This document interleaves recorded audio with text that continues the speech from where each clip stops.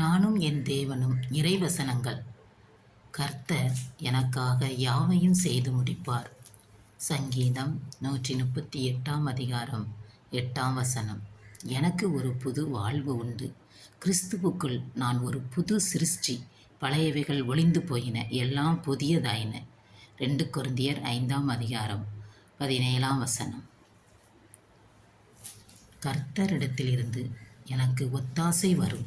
சங்கீதம் 121 அதிகாரம் 2 என் தேவனாகிய கர்த்தர் வருஷத்தை நன்மையால் முடிசூட்டுகிறார். சங்கீதம் 65 அதிகாரம் 11 கர்த்தர் என் பட்சத்தில் இருக்கிறார், நான் பயப்படேன்.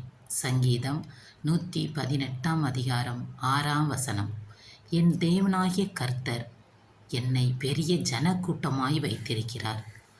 ஆதியாகமம் 12 அதிகாரம் 2 தேவனே என்னை காப்பாற்றும், உம்மை நம்பியிருக்கிறேன்.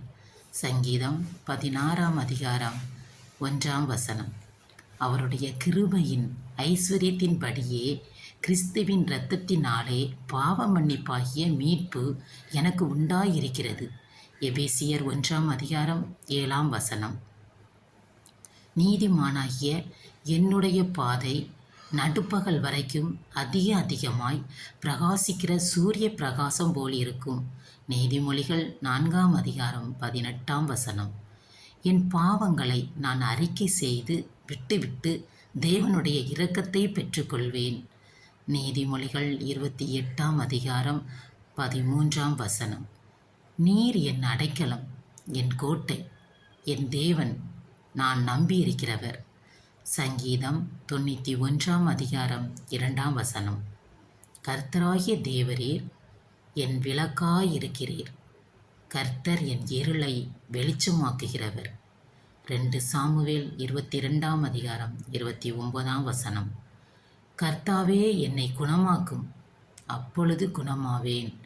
எரேமியா 17 அதிகாரம் 14 என் கால்கள் வலுவாதபடிக்கு நான் நடக்கிற வழியை அகலமாக்கினீர்.